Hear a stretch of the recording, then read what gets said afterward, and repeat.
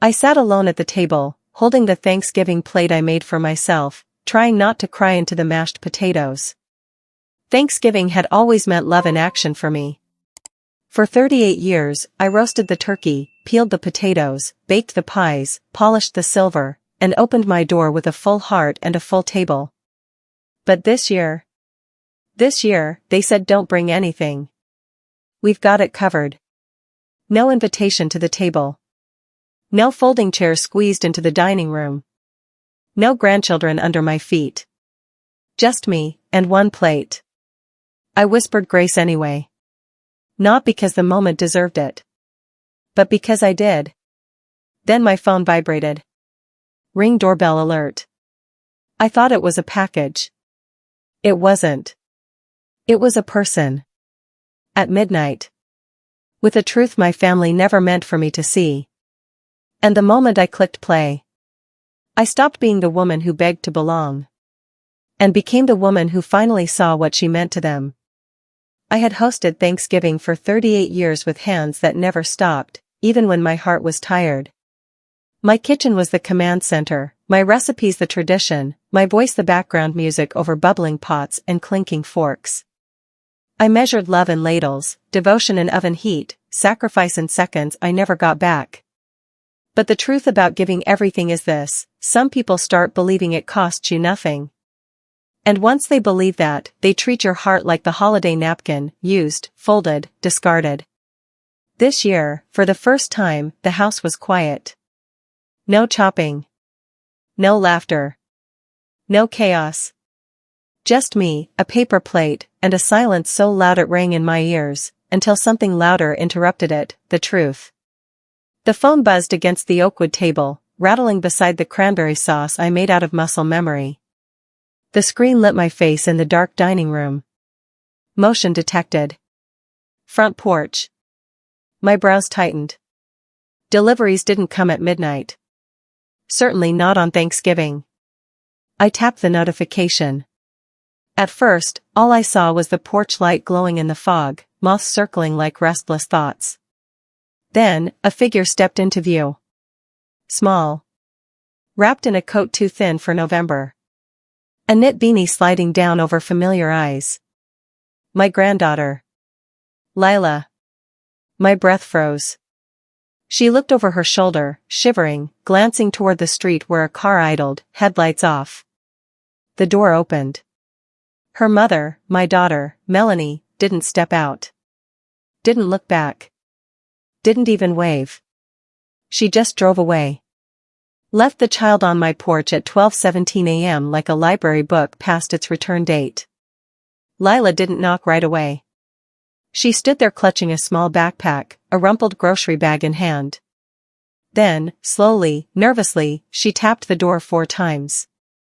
Soft, small knocks.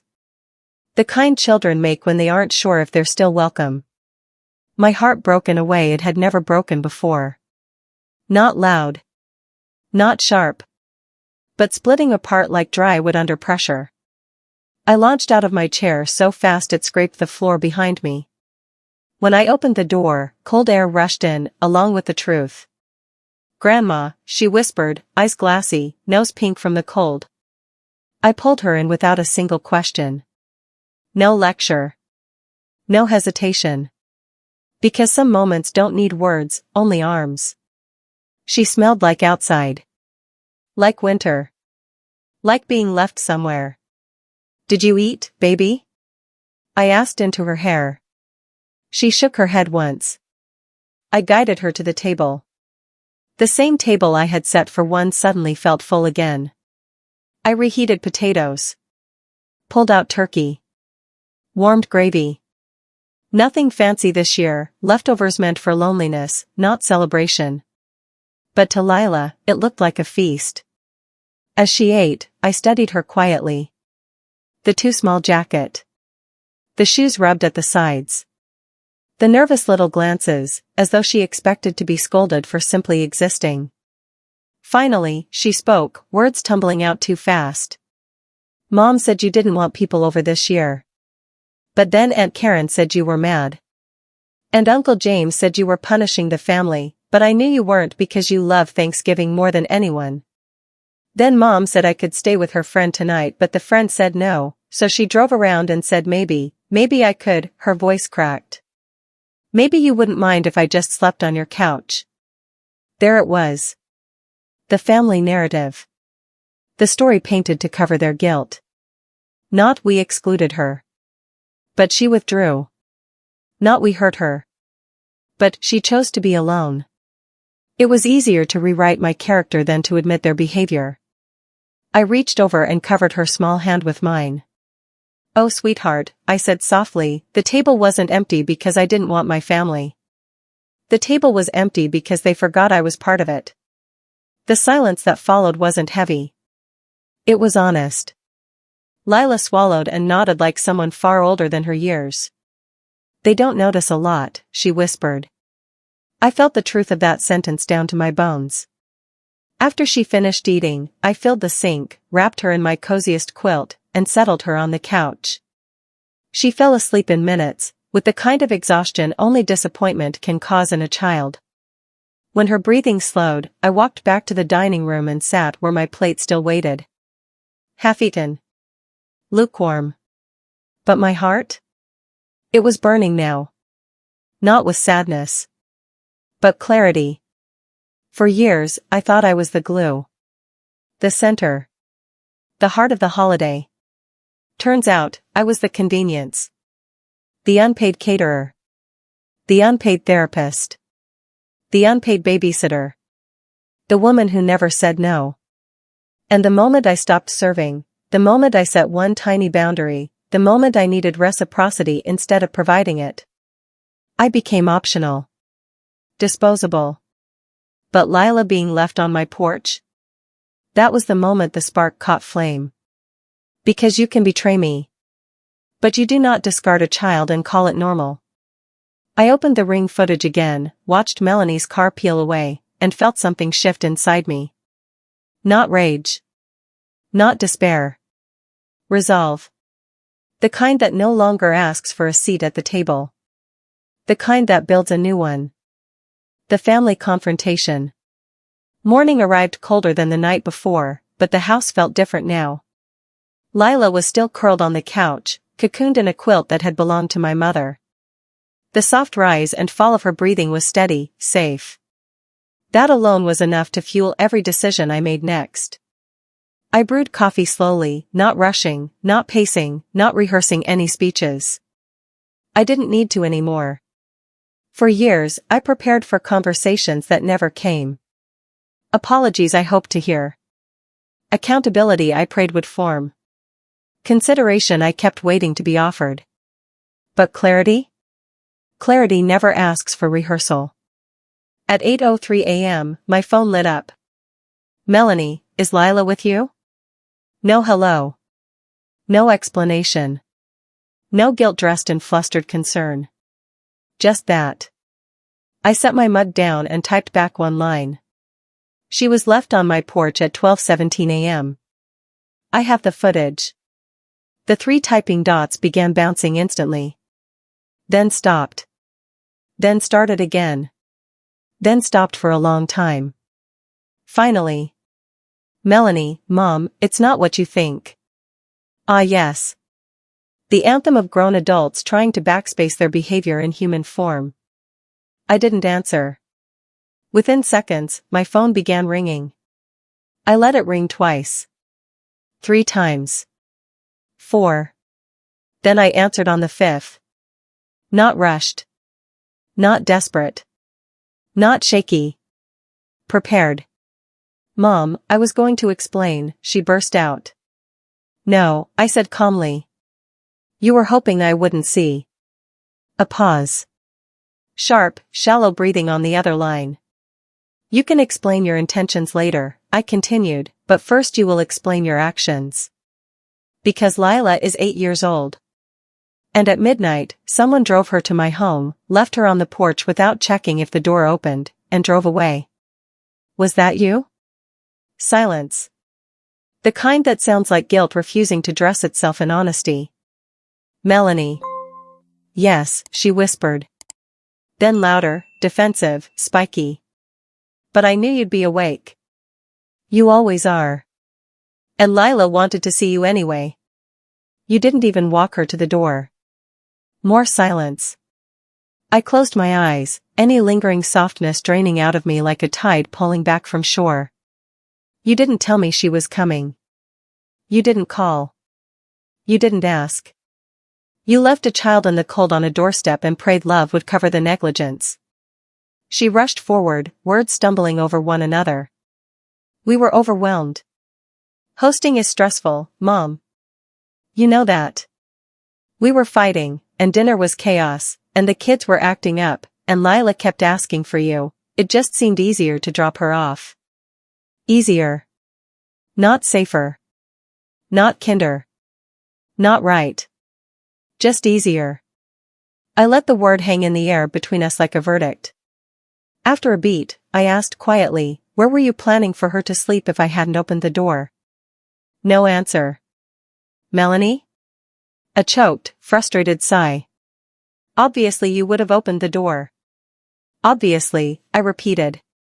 Because inconvenience is temporary, but Grandma is eternal. Isn't that how this family sees me? She made a wounded noise. That's not fair.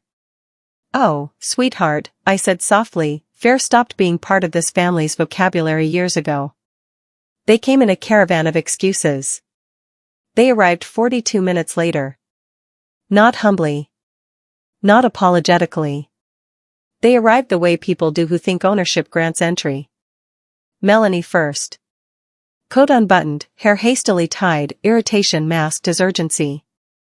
Behind her, my son Derek, hands in pockets, jaw tight, already prepared for debate. Then came my daughter-in-law Nora, clutching a caramel latte like emotional armor. And finally, trailing them like punctuation at the end of a sentence, my brother-in-law Harold, the family's honorary commentator on topics that don't involve him.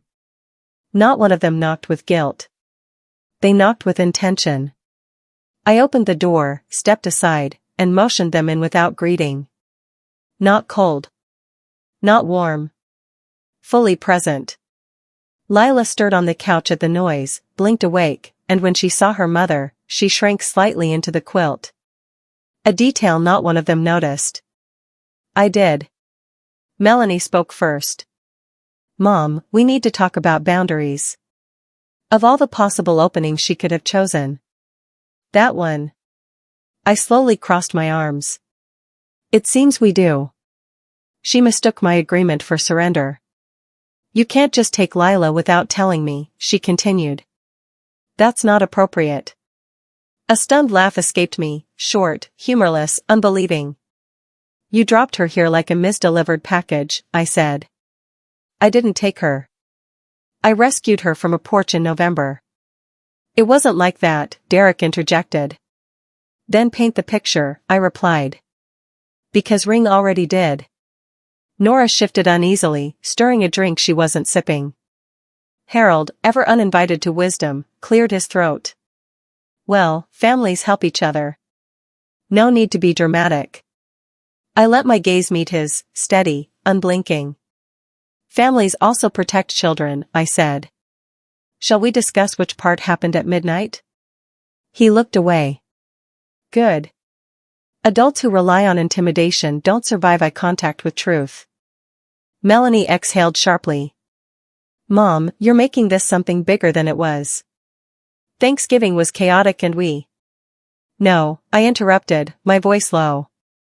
What you mean is that Thanksgiving was easier when someone else absorbed the labor.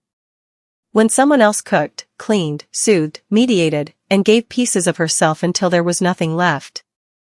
But the moment that someone needed consideration instead of offering it, suddenly the math stopped making sense.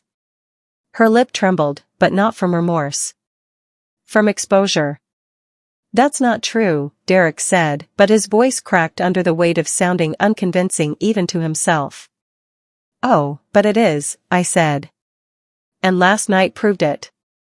I walked toward the dining room table, the table set for one, plate still there, napkin still folded, fork still unused on one side. It wasn't being excluded that cracked the foundation, I said, fingertips brushing the edge of the chair. It was the lie told to justify it. You didn't say, we hurt her. You said, she chose to be alone. You let everyone believe I stepped away, not that I was pushed back. Melanie blinked rapidly. We never said that. I reached for my phone, tapped twice, turned the screen toward them. Family group chat. 9:14 p.m. Thanksgiving night. Nora, Mom said she needs space this year. Keep it peaceful, everyone. Harold, shame, but her choice. The air went thin. Derek rubbed a hand over his face. Melanie swallowed hard. I let the truth sit without patting. Because truth, when unsweetened, is a mirror most people haven't rehearsed for. Then came the one question they didn't expect. How long, I asked quietly, were you comfortable writing me out before you realized it might make you look bad instead of me? Melanie's head jerked back. That's not. How long, I continued, leaning in just slightly, did exclusion feel easier than gratitude? No one spoke. So I delivered the line that would split the moment into before and after.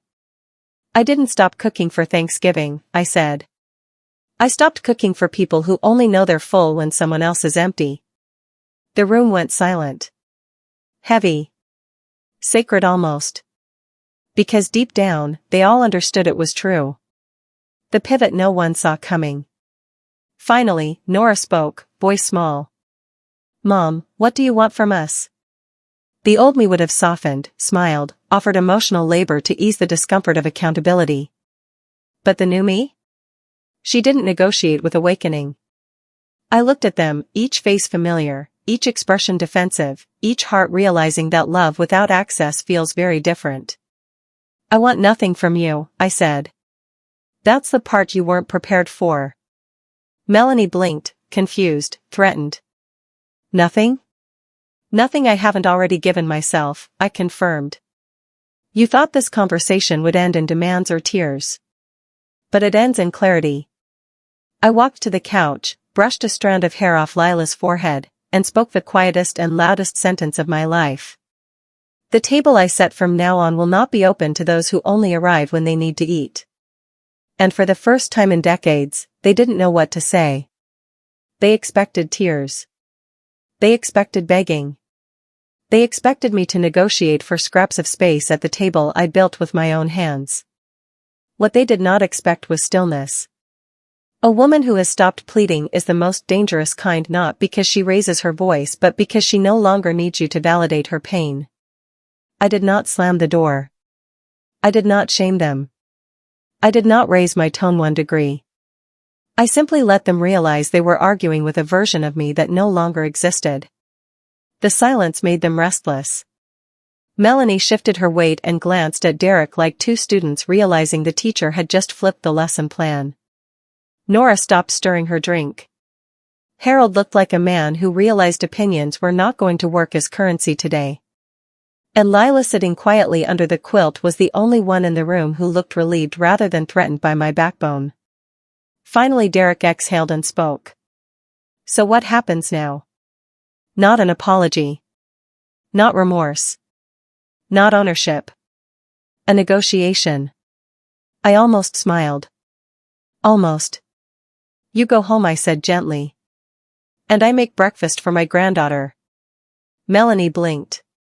You're keeping her. No, I corrected. I'm parenting her today. Something someone skipped last night. The sting landed exactly where truth always lands, not loud but unforgettable. She shifted into defense mode fast. I am her mother. And I was your mother last night, I replied. The difference is I acted like one. The oxygen changed. They felt it. I felt it. The house itself felt it. Nora finally found her voice. So you're punishing us. I'm correcting access, I said. Punishment is loud. Consequences are quiet. They had no script for this version of me. No tantrum to villainize. No emotion to weaponize. No pleading to ignore. Just an older woman in fuzzy socks holding a coffee mug, excavating their entitlement 1 sentence at a time. Melanie shook her head, trying a softer angle now. Mom, we thought you wanted a break. No, I said. You wanted a break from gratitude. Derek looked offended. That's not fair. You're confusing fair with convenient, I replied. Fair is being invited. Convenient is being useful. Harold made a small annoyed grunt. This is family drama, it didn't need to be a sermon. This isn't a sermon, I said. It's the eulogy of an arrangement where I gave and you took and everyone pretended it was love. Silence again. Heavy. Clarifying. Necessary. Then came the pivot moment, the moment when the ground flips under the feet of the people who assumed they were in control. Melanie inhaled shaky. So what you're saying is you're done? I shook my head gently.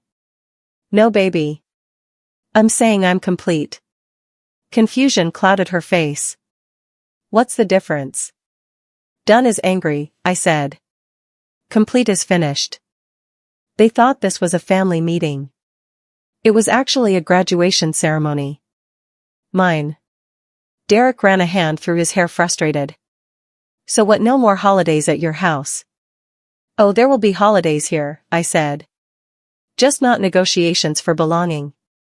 He frowned. Meaning what exactly? Meaning I will cook for the people who know the cost of the meal even if they never paid it.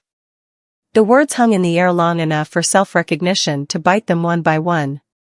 Melanie's lip trembled again, but still no apology stepped forward. Nora whispered, "We can do better, Mom." I nodded like someone acknowledging effort, not awarding victory. You can, I said. But not on credit. Then came the moment they feared most. The moment they realized they were not in a redemption conversation. They were in a consequence chapter. I walked to the kitchen calmly, took out a second plate and placed it in front of Lila. Pancakes. Butter. Syrup. A glass of milk. Love in visible form. Lila hugged the plate with her eyes before her hands. Melanie watched her daughter receive softness she herself had denied her hours earlier. Shame flickered. Real shame. Untidy shame. The kind that has no comeback. Her voice lowered. Mom, can we at least talk later? We are talking now, I said. Later is for behavior, not words. Derek exhaled sharply. So we're just supposed to leave? I nodded once. Not cold. Not warm. Accurate. You know where the door is. You also know where accountability lives. They are not the same place. No theatrics. No storming out. Just adults realizing the lock they kept testing had finally changed. Nora set her untouched latte on the counter softly, like a peace offering that arrived after the war ended. Harold cleared his throat, awkward, now aware that commentary was useless here. One by one they turned. Not defeated. Unsettled. And unsettled people carry lessons louder than shamed people ever do. Melanie paused at the doorway and looked back at me and then at Lila, eating pancakes like someone who had just been rescued from hunger she never deserved to know. Her voice cracked. Mom, I really thought we had more time to fix this. I sat down across from Lila and spoke without turning my head. You did. That was the problem. And then they left. No slamming. No speeches. Just the sound of shoes accepting consequences. The door clicked shut with no echo. Revenge is often imagined as noise. But the most powerful revenge is peace you no longer have to negotiate for. Lila ate her pancake slowly. Grandma. Yes, baby. Are you okay? I reached across the table and rested my hand over hers. I am now. Because the thing about finally seeing how someone values you is that it liberates you from explaining your worth. She nodded like she understood more than she should at 8. You're really strong. I smiled. No, sweetheart. I was tired. Strength showed up to help. She thought about that very seriously, then said, I like this new grandma. So did I. Later that morning, when the house smelled like butter and warm syrup instead of betrayal and fatigue, I grabbed my coat and purse and keys. Lila want to take a drive with me. Where? Somewhere important. We drove to the last place they expected, the place they always assumed was guaranteed, the community center where I had spent years volunteering and cooking holiday meals for families who had nowhere to go.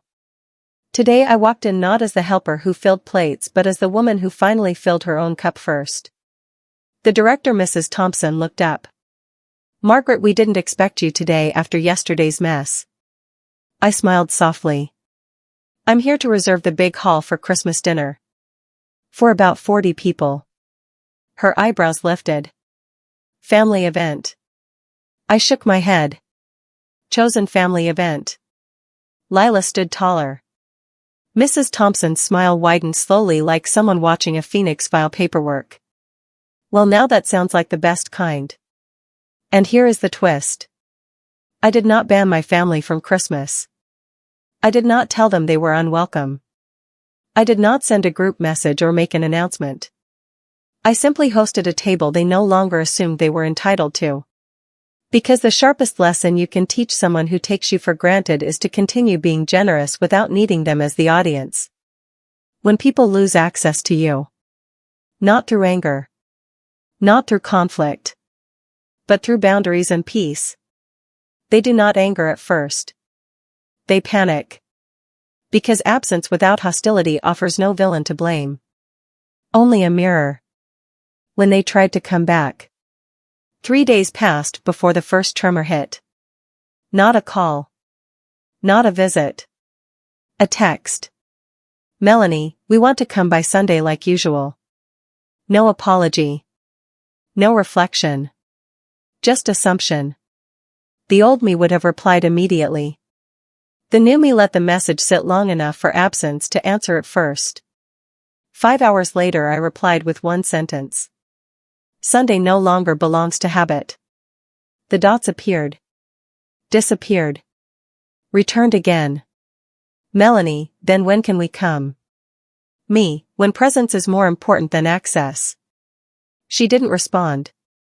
But silence speaks its own language. The next morning Derek tried. Not by text. By knocking. He stood on my porch holding a bakery box, the universal peace treaty of people who want forgiveness without conversation.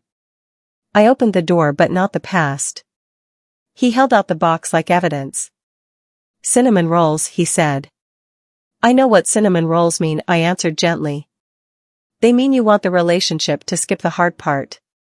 His jaw flexed. "We messed up, Mom." "You mistreated me, Derek." "Messed up is forgetting milk at the store." His eyes flickered down to his shoes. Not dramatic but sincere in its smallness. "You're right," he said. "We got comfortable thinking you were built to absorb everything." I leaned against the doorframe, steady, not wounded, not soft, not hard, just awake. "And you mistook endurance for emptiness." He swallowed. "I never thought we could hurt you this bad because you never let us see the cost. That was my mistake, not yours." He nodded, because truth has no defense. "Can we fix it?" "You can grow toward repair," I said. "But I will no longer shrink myself small enough to make repair feel easy." He looked up slowly, this time meeting my eyes without irritation. "What does growing look like?" The moment the question came without ego, the conversation changed shape. Consistency without applause. Presence without negotiation. Effort without scorekeeping. And love that does not evaporate when it's inconvenient.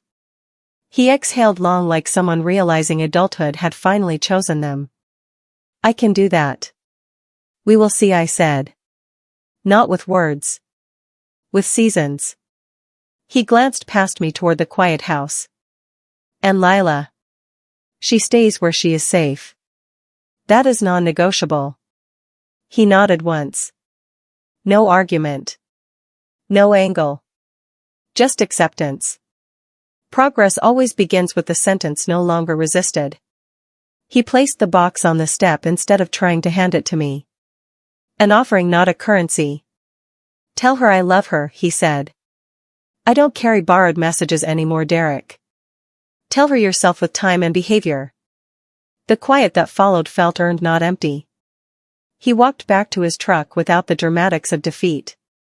A man who finally understood that dignity leaves quietly when returning becomes conditional. Growth does not explode like confession. It reveals itself slowly like sunrise. 2 days later, Lila's school called. Her emergency contact had been updated. Not to me, but to both me and Melanie. No defense. No statement. Just a quiet correction. Then a grocery delivery arrived. Not sent to earn applause. Diapers for Lila's little cousin. Soup for winter. Coffee I liked. And a note inside the bag folded clean. No expectations, just responsibility. No signature needed. The next week, another small shift. Melanie dropped off Lila's homework folder in my mailbox without knocking. Inside was a second note, this one shorter. Thank you for protecting what I failed to. Still no attempt to push her way in. Respect sometimes begins with distance. A month is a long time when you are trying to regrow trust without leaning on old privileges. They did not force Sunday dinners. They did not ask for holidays. They did not demand emotional labor as proof of peace. Instead, they showed up in margins. Paying for school lunches quietly. Texting Lila goodnight without asking to be thanked. Repairing the porch step they once walked over without noticing. Leaving firewood stacked perfectly by the shed without a camera or audience. No speeches. Just evidence. And evidence is the only thing trust reads without translation. The real shift happened on an ordinary Tuesday. Lila and I were baking bread, slow music, a dusting of flour on our sleeves. When my driveway filled not with entitlement this time but uncertainty. The car doors opened softly. 3 silhouettes walking toward the porch, slower than before, less sure of ownership, more aware of ground they once took for granted. Melanie carried nothing. Derek carried nothing. Nora carried nothing. They had finally learned there is nothing you can hold that substitutes humility. I opened the door before they knocked. Melanie's voice was quiet and unguarded. We're not here to reclaim a seat, Mom. We're here to build one if you'll let us. No conditions. No guilt. No urgency. Just willingness. I stepped aside and said the 5 words that reshape broken families when spoken honestly. Then you start in the kitchen. Because healing happens in ordinary labor, not emotional theater. No ceremony. No declarations. Just hands finally helping instead of receiving. Melanie washed dishes without complaint. Nora dried. Derek swept the flour off the floor Lila had dusted like snow. No one spoke much. No need. Repair is loudest when done quietly. 2 hours later we broke bread, warm and imperfect, exactly like reconciliation should be. No speeches. No retrospective inventory of wounds. No say sorry right now moments. Just people choosing better within reach of each other. Lila took a bite, smiled at the bread, then at all of us, and said simply, "This tastes like together again." Children name the holiness adults take too long to pronounce. Melanie set her hand on the table, palm open, no demand inside it. "Mom, thank you for letting us earn the door instead of handing us the key." I covered her hand gently. "You had the key your whole life. You just forgot it was meant to open gently." She nodded, eyes glassing, not with grief this time but recognition. Outside, the late sun turned the porch gold. Inside the house, something long fractured settled into shape, not perfect but honest, sturdy enough to hold us without pretending. And for the first time in many years, no one felt small. No one felt unseen. No one felt useful only when needed. We were simply people learning to love without entitlement. And it was enough. The night the camera spoke. The house was too quiet by midnight. Not the peaceful quiet I used to love when everyone had finally left after Thanksgiving dinner. Not the quiet that comes after laughter, dishes and door slams and grandchildren yelling goodbye. This was the kind of quiet that makes a woman listen to her own breathing just to feel less alone. My plate sat in front of me, still half full, turkey, cold mashed potatoes, stiff little pools of gravy thickening at the edges. One place setting. One chair pulled out. One glass of water because wine felt too heavy for a heart already sinking. For 38 years this table had carried more plates than it knew what to do with. I cooked for 3 generations without being asked. It was never a burden. It was who I was. I built holidays with my hands.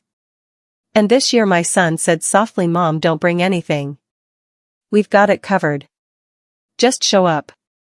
Then the night before the message changed. "You know what, Mom, actually don't stress about coming either. We'll see you soon, okay?" Not even a call. A text. So I stayed home. Because there's a particular kind of humiliation that comes with arriving where you're no longer expected. I rinsed dishes that hadn't been used. I turned off lights that nobody else walked through. I whispered goodnight to a house that didn't answer. Then it happened. The vibration of my phone rattled against the silence. Ring doorbell motion detected. Midnight. I wasn't expecting anyone. No deliveries, no visitors, not even wrong addresses come to this street at that hour. I tapped the notification. The screen lit up blue pale. And there on my porch stood my daughter-in-law's sister, Clara. Except she wasn't alone. She was holding 2 large aluminum pans, the kind you serve Thanksgiving sides in. Still warm from steam on the lids. Still wrapped in decorative foil. She leaned close to the camera, then stepped back like she was debating whether to knock. Instead she crouched down, placed the pans gently on the welcome mat and whispered something toward the door before turning to leave. But the camera picked up the words. "I'm sorry, Miss Evelyn. You deserved a seat at the table tonight." Then she walked back to a car I recognized immediately. My son's car. He was in the driver's seat. And beside him my daughter-in-law was staring down at her phone, avoiding the porch, avoiding the house, avoiding me. Clara got in. The door shut. No one looked toward the camera again. The car backed out slowly like they were dragging guilt behind them, like a tin can tied to a bumper. And just like that the screen went dark again. I sat frozen for so long I almost forgot I was holding the phone. The tears that came then were quiet, not dramatic, not loud. The kind that fall straight down without shaking, like grief trying to act polite. I wasn't crying because they left food at my door. I was crying because they thought leaving food at my door was enough. Because dropping off leftovers to a mother who cooked for 38 years is not kindness. It's evidence. Evidence that they gathered around a table full of dishes that I taught them to make in a home full of traditions I built, and not one of them said, "Wait, where's Mom?" Not one of them got up to call. Not one of them left an empty seat. I swiped to replay the video. Again. Then once more. And then again. Not to torture myself. But to see what I had missed. Sometimes betrayal is loud. Sometimes it comes waving its arms. But other times it walks up quietly, sets something down and leaves before you realize a wound was delivered. I stood up slowly. The legs of the chair whispered against the floor like they were complaining on my behalf. I walked to the door, turned the deadbolt and opened it. Cold kissed my ankles first, then rushed up like the night wanted to hug me. The porch light hummed overhead. There sat the 2 pans. Still warm. I crouched down just like Clara had done. My knees cracked with the protest of 68 years of kneeling for others. And I lifted the foil from the first dish. Sweet potato casserole topped with pecans and brown sugar. My recipe. The second dish, green bean casserole with crispy fried onions. My recipe too. They ate my food without me. My chest tightened, not in anger but in that deeper place where disappointment sits with its coat on, refusing to leave. I carried the pans inside, set them on the counter, and did the kindest thing I could think to do at a moment like that. I turned on the oven. Not to save dinner. But to warm my house back up. Because loneliness makes everything cold, even kitchens that fed generations. While the food heated, I pulled a notebook from the junk drawer, the one filled with old church bulletins, recipe swaps and birthday reminders. I flipped to a blank page. At the top I wrote the date. Then one line underneath it. If you have to beg for a seat at the table, it is not your table anymore. I read it twice. Once to absorb it. Once to believe it. And in that quiet moment a shift happened. The kind that is not loud. The kind that does not crack or break or announce itself. The kind that arrives solemn with a suitcase and says, "You're ready now." I wasn't planning revenge. Revenge is loud. Revenge wants a stage. Revenge wants witnesses. What I wanted now was revelation. Truth that cannot be argued with. Truth that teaches without shouting. Truth that lets guilt do the talking so I don't have to. Because sometimes the strongest woman in the room becomes the strongest because she stops fighting to be seen at all. I plated myself a fresh serving of hot casserole, sat back at the table and took the first bite slowly. Not like a mourner. Like someone reclaiming something. The doorbell camera hadn't just shown me who dropped off dinner. It had shown me who dropped me from the table. And now for the first time in a long time I wasn't asking to be invited back. I was quietly deciding whether I would ever host again at all. Outside the street stayed silent. Inside something had finally begun speaking. Not the camera. Me. And the story wasn't ending here. It was beginning. Morning arrived slowly, like it was checking if I was strong enough to face it. The sun didn't rush in the way it used to when grandkids were running through the house searching for cinnamon rolls. It slipped in polite and cautious, stretching light over a table still set for one. I didn't sleep much. Not because I was heartbroken. But because clarity is loud even when the world is quiet. At 8:07 a.m. I sent one message to the family group chat. Come by the house this afternoon if you can. No dishes.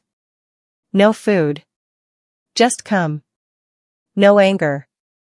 No guilt trips. No questions. Just a door opening without demands. By 3:30 p.m. the driveway was full. Car doors closed one by one and soft thuds like hesitant footsteps. No laughter before entering. No cheerful knock-knock like in the old days. Just a slow approach like people bracing for weather. My daughter knocked first. Gentle. Careful. 2 taps. I opened the door before the third. Come in, I said, stepping aside. No hug. No drama. No lecture at the doorway. Silence can carry more authority than shouting. They filed in the order of guilt. My son first. My daughter-in-law second. My daughter Olivia behind them. Even my teenage grandson trailed last, eyes fixed on the floor like even at 16 he understood something was off. I gestured toward the living room. Sit wherever you like. No one reached for the couch I usually sat on. Interesting how people avoid seats when they know they've taken someone's place. My son cleared his throat. Mom, we got your message. Everything okay? Men always ask that question when they already know the answer but hope you deliver a smaller one. I sat down slowly, crossing my hands, not folding them, not tightening them, simply resting them like someone who carried enough and finally set the load down. I'm all right, I said gently. Relief flickered across their faces. Too fast, too early. Not guilt enough. I continued. I just needed to understand something. Now the air shifted. Chairs stopped exhaling. Walls leaned in. I cooked Thanksgiving for 38 years, I said. Not because anyone asked, but because I chose to. Because I loved doing it. Because feeding you felt like loving you. No one interrupted. And this year I was told not to bring anything. Then I was told not to come at all. So I stayed home.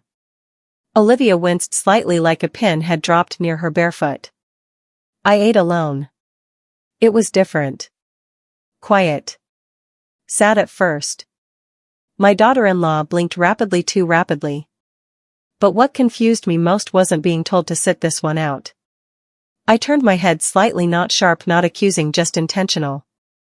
What confused me was why no one said my name at the table. My son swallowed softly. Mom, we just thought. I lifted one palm, not to silence him but to pause him. No explanations yet. Let me finish.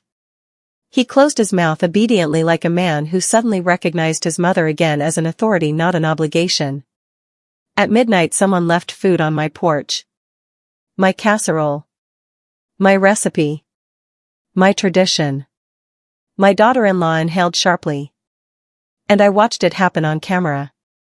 Silence sharpened. I saw the car. I saw who stepped out. I heard the voice say I deserved a seat. My eyes did not look angry. They looked observant. So here is the only question I want to ask today.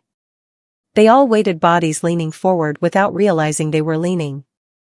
Did you think excluding me quietly would hurt less than saying it out loud? The room exhaled painfully. My son rubbed his forehead. Mom, we thought you might want a break. A break is an offer, I said. Not an eviction. My daughter opened her mouth, then closed it, then opened again. We didn't mean to make you feel unwanted. And there it was. Not we didn't do it. Not you misunderstood. Not you're too sensitive. But we didn't mean to make you feel it. Because intention sounds clean but impact leaves stains. I nodded slowly. I know you didn't mean to hurt me. 3 shoulders dropped with relief. Then I added softly but firmly. But you didn't try very hard not to. The air stilled again. No yelling required. Truth carries its own volume. My grandson surprised me next. I told them you should come, he said, voice cracking slightly like adolescent honesty breaking through adult discomfort. They said you were fine. But I knew you weren't. First tear of the conversation spotlit someone who still remembered their heart. I looked at him. And thank you for knowing that without needing proof. He nodded once. A brave little soldier in a family suddenly aware of their battlefield. My daughter-in-law finally spoke. We weren't trying to replace you, we were trying to impress each other. It got competitive and stupid and you always made it look easy. We thought we could do it without needing you there. Needing you there. There it was. Not loving you there. Not honoring you there. Not celebrating you there. Needing. I stood slowly, not as a threat but as a closing chapter. I didn't want to be needed, I said. I wanted to be wanted. No rebuttal forms against that sentence. I'm not angry with any of you. Truly I'm not. They looked startled, like forgiveness spoken early sounded like a trap. I'm disappointed because you're capable of better, not because you're capable of cruelty. My son's eyes glossed. My God, Mom, that hurts worse than yelling. I gave the smallest half smile. Grace lands heavier when it's quiet. I walked to the kitchen doorway, turned back once more and added. I fed you all for 38 years. Not because I was assigned the role. But because love showed up in the apron. Then I let the moment hang like steam above a stovetop. I didn't call you here to scold you. I called you here so none of us have to rewind this moment someday and say we wish it had gone differently. The room changed shape. Not healed yet. Not resolved yet. But rearranged. They came expecting a storm. Instead they were handed a mirror. And mirrors show truths storms never can. I reached for the teapot. Now I said calmly. Who wants tea? They drank tea that day like people unlearning how to speak. No one asked for sugar. No one stirred loudly. Loudness belonged to the old holidays. This one belonged to honesty. I didn't spoon-feed comfort. I didn't poke at wounds either. I simply sat in my own peace and let them witness it. Sometimes witnessing someone healed hurts more than being blamed by them. For the next 2 weeks I did something unfamiliar to everyone in my family. I lived. Not loudly, not rebelliously, not with spiteful speeches. Just simply, fully and intentionally. I joined the seniors book club at the local library. Started walking the park trail at 7 a.m. Volunteered at the community center teaching young mothers how to stretch groceries into meals with love instead of stress. I planted rosemary by the porch because it survives winter without begging. And every evening I cooked 1 plate. Beautiful food. For 1 person. Me. No announcements. No social media proof. Just a quiet reclaiming of space that used to belong to everyone else. My phone buzzed less than usual that first week. Then slowly more. Questions disguised as casual check-ins. You home Saturday? What are you doing for dinner? You need anything from the store? The old me would have translated that into they need me again. The healed me heard it correctly. They miss me and they don't know how to say it.